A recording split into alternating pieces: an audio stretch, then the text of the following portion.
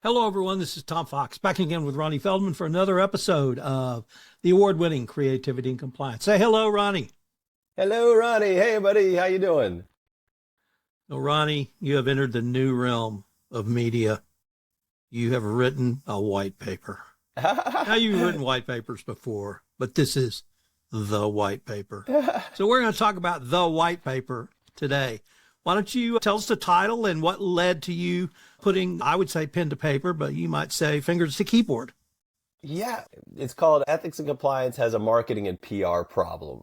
And it's sort of a culmination of a lot of thinking I've been doing over the last 15 years, honestly. I don't want to put that much weight on it, but like back even when we were building the Second City business, we were like, there's a whole concept of the brand of compliance, which we've talked about before, isn't great. People have an impression about what this function is, and they're mostly wrong, right? Some of it's earned. For some of the programs that are still doing long, bloated, boring training are earning that reputation as a negative Nancy, the Dr. No from the land of no, all that stuff. But even the ones that are actively trying to change their brand, to try and change the culture around their program, and they're doing great things, still have to overcome some of this historical reputational problem.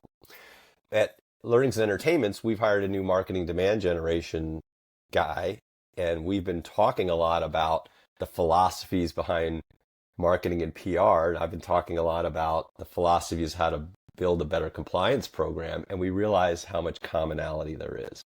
So he and I have partnered up to kind of pull from the world of marketing PR and talk about how compliance programs can adapt these tools to be more effective in what they do. So today I thought we would sort of touch on, we've come up with 6 strategies and 8 marketing hacks. People love lists. So the white paper will go into real depth about how these strategies can be applied to programs. And I thought we'd talk a little bit about that today.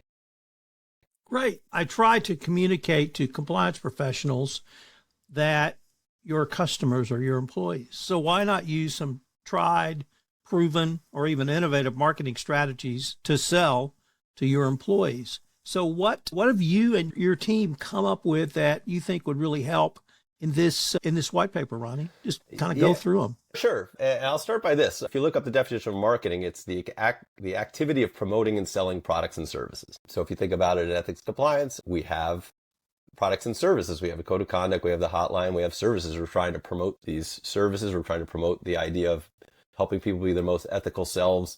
We have something to sell. Right now, employees are not buying it. PR is building and maintaining positive relationships between organizations and the public. I think PR has a really big tie-in because when you're thinking about PR, we're trying to build relationships with employees and leaders, right?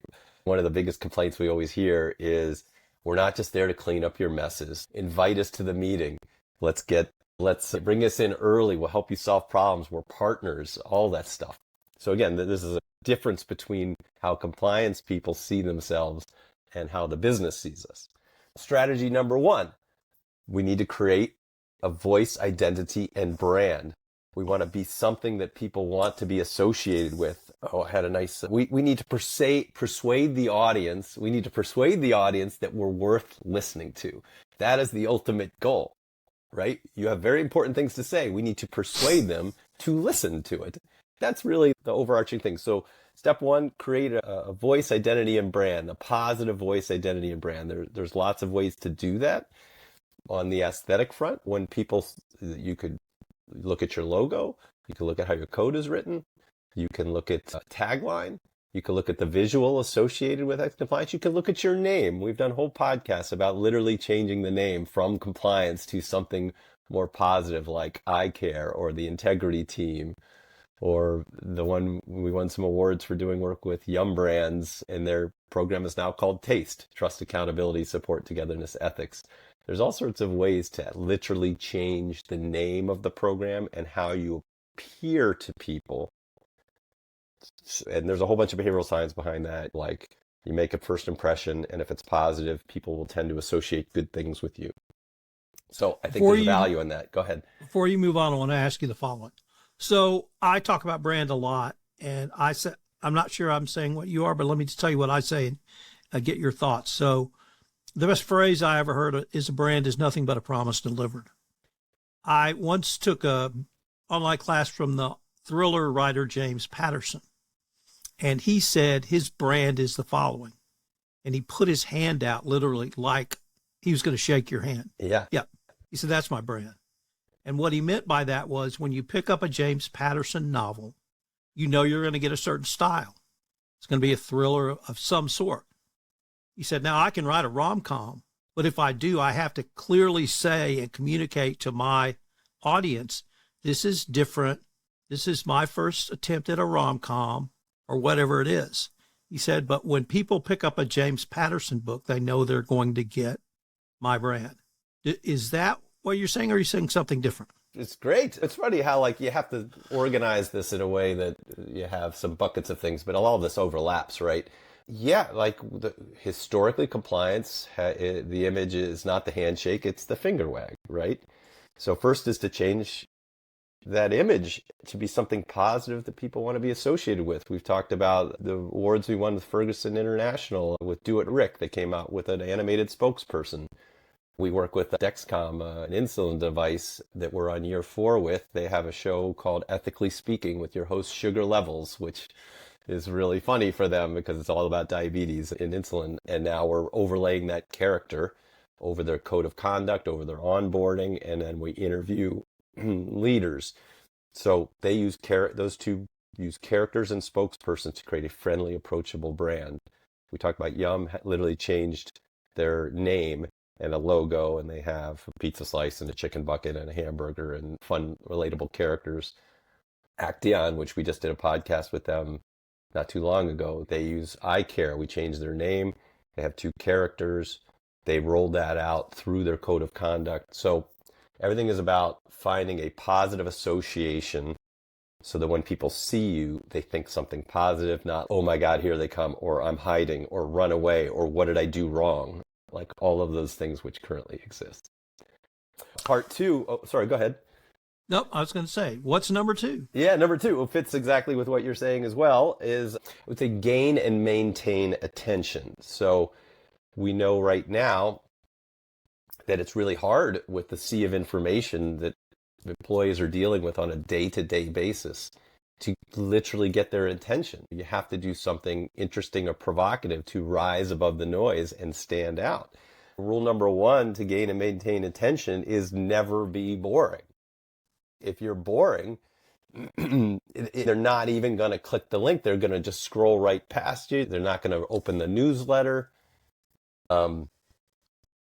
If you're talking about in a training, you're standing up and they invite you to the staff meeting and you stand up there and they're looking at their phones, or if you're in a Zoom, they're multitasking in the background. So the ways to gain and maintain attention is use common entertainment devices that we use in our everyday lives. There's talk shows and game shows. There's good storytelling. We haven't done one in a while. We should do a whole podcast on storytelling, because there's podcasts like you do is a great way to tell a story, pretty low cost way to get to share information with employees. There's cool stories, right? We all read books or listen to books. So you can tell interesting stories about fraud, corruption, privacy, breaches, retaliation. These are all meaty subjects. I love music. We just won some awards for our songs and jingles. I got 6 new jingles coming out. I just wrote a new song that'll be out in about a month called Compliance is a Team Sport. So setting these policies to music is a great technique. So anyway, point is, to gain and maintain attention, we have to continuously find an interesting way to wrap these important messages in something familiar to people that will stand out in the corporate mass of information. Thoughts, reactions? So absolutely.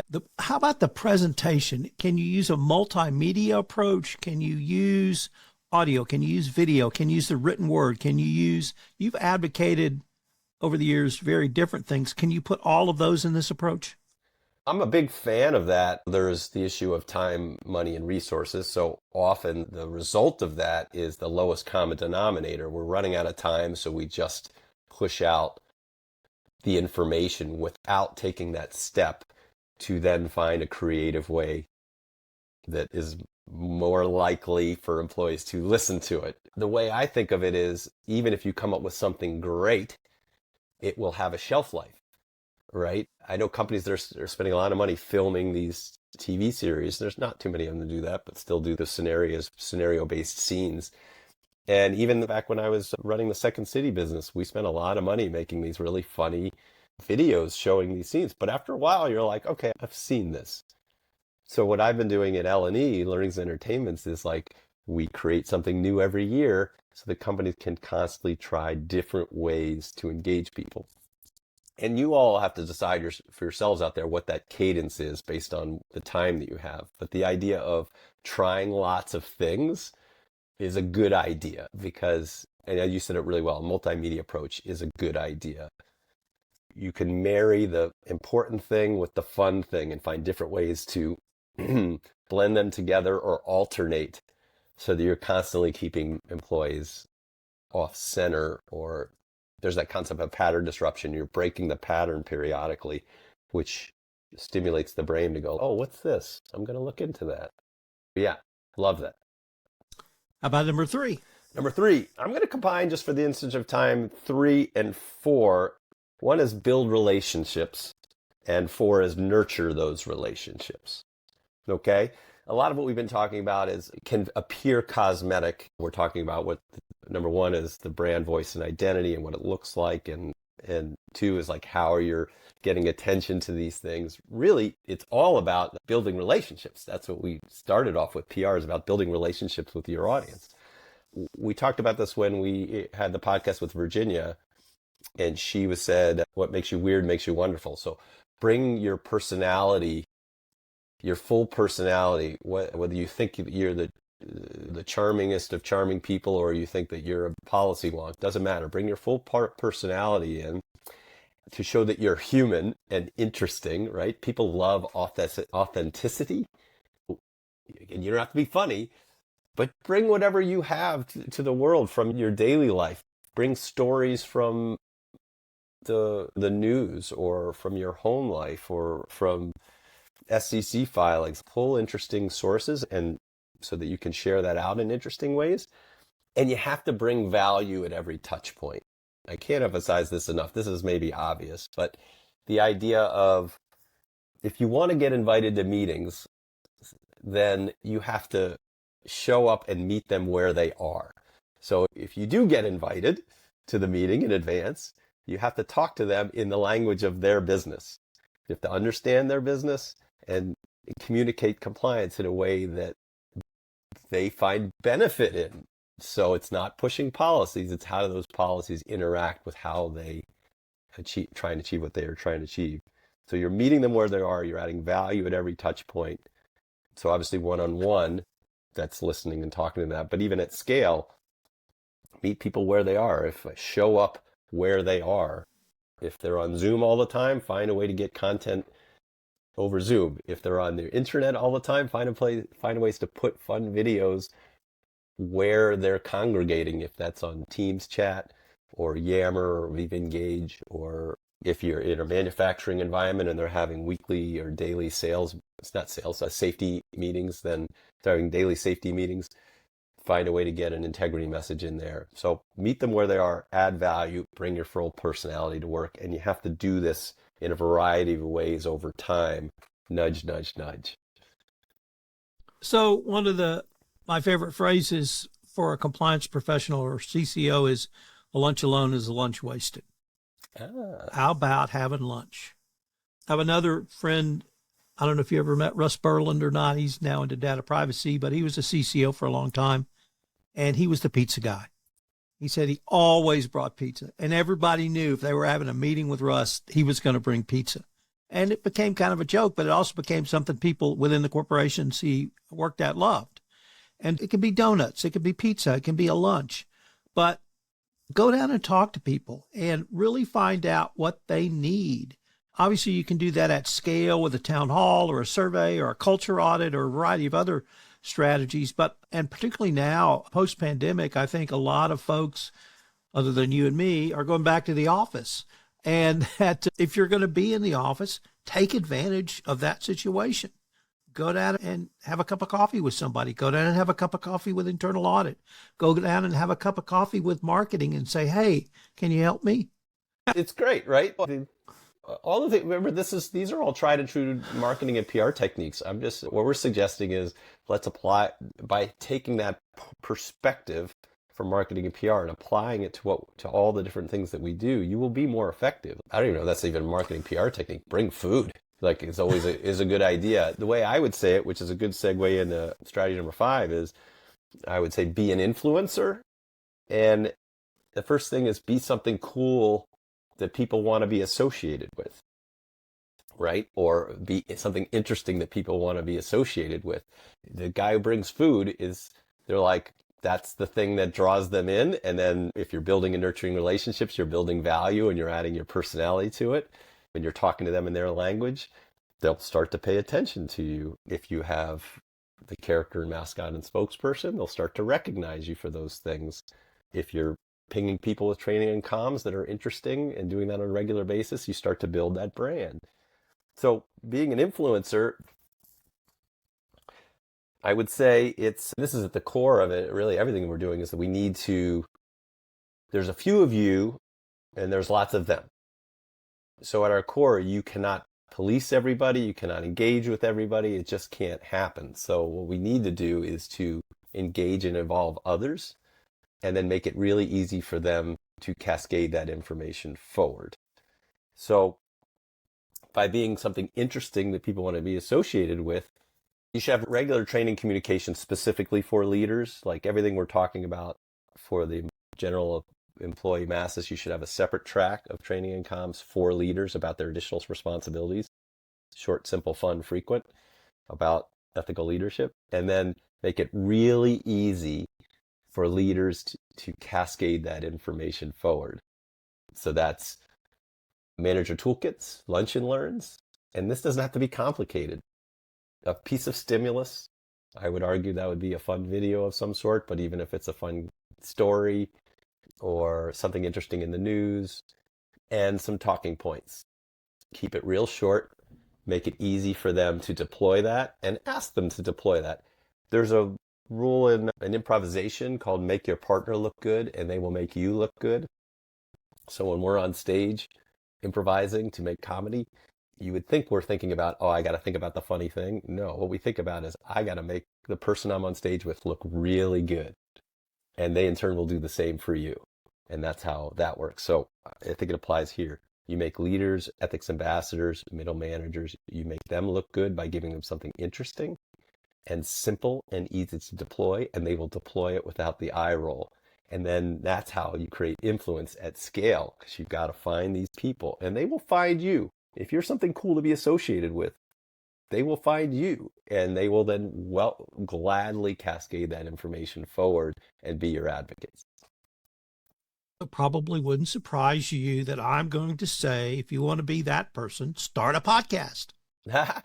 Start an internal podcast for 2 reasons. A couple of years ago, or within the past year or so, I read about a company, and it was a major Fortune 100 company that started an internal podcast of people on the executive management team, or what I would call the EMT.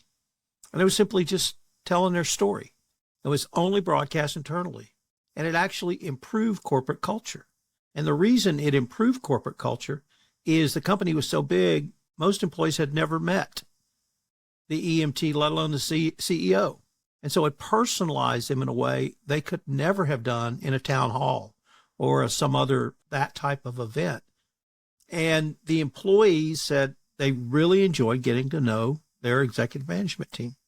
But then this past week, I was at a podcast conference, and I sat down at a table with a guy who produces a business podcast for a transportation company.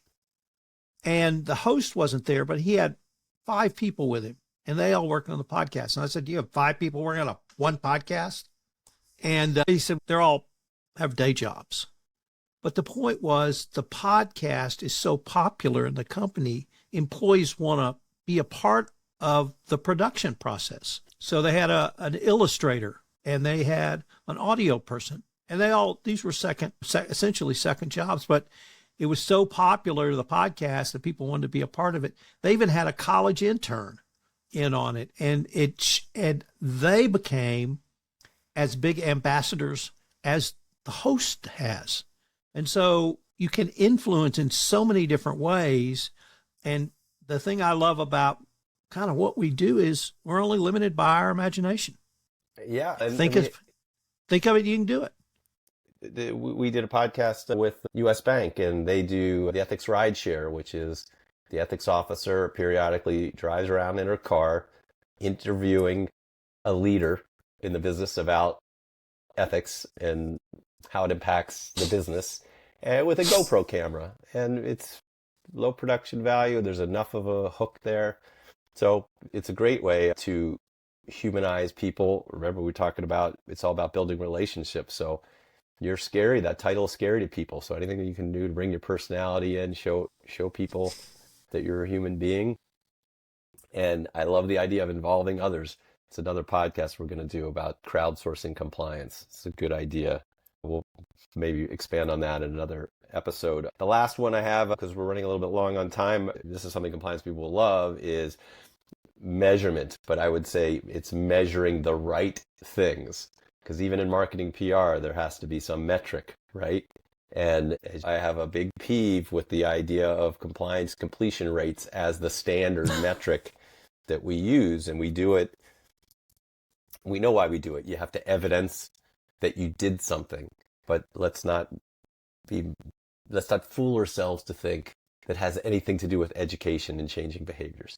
So I say measure the right things, which is find things that influence behaviors, which is typically things that are short, fun, and frequent, and engaging, involving leaders and getting them to cascade these things forward, and driving traffic to policies and measuring speak up and helpline access, and culture surveys that show that ask people knowledge, but not right after you gave them the information, or ask people do they have a sense of organizational justice? Would they speak up for themselves and others? Do they know about these resources? All those things. Those are things that actually can change a culture over time. Those are the things that we should be measuring. Access to policies, understanding of the code, understanding of these things. Compliance completion rate, sure. CYA, get it done. But let's measure these efforts that we're talking about, these marketing PR efforts, in the ways that you can.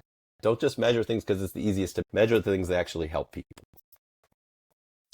Ronnie, unfortunately, we are near the end of our time for this episode, but before we leave, I wanted to ask, could you give the title of the white paper? And we're going to link to your site where someone can download and read it. And when will it be released? Sure. So it's Ethics Compliance Has a Marketing and PR Problem. It's 6 strategies and 8 marketing hacks to improve your program. Something like that. And it's available the last week in August. And obviously it'll be available in perpetuity going forward. You just got to reach out and ask us for us. And it'll go into a little more detail, a little granular detail, so that you can start implementing these things in your program if you find this stuff interesting. All right. Well, with that, say goodbye, Ronnie. All right. Bye, Ronnie. Bye, everybody.